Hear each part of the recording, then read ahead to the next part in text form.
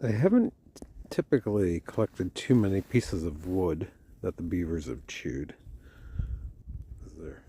They use it. But this one was just really, really nibbled down. They don't eat the bark, is my understanding. Underneath the cambium, I believe, is what they're after. And a lot of sticks you see big chunks taken out of. This is like very, I hope it's coming through.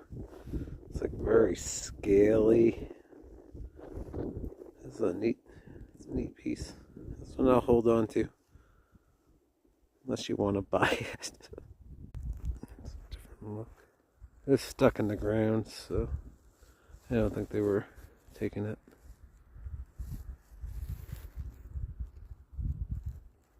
It's like it was just gently nibbled.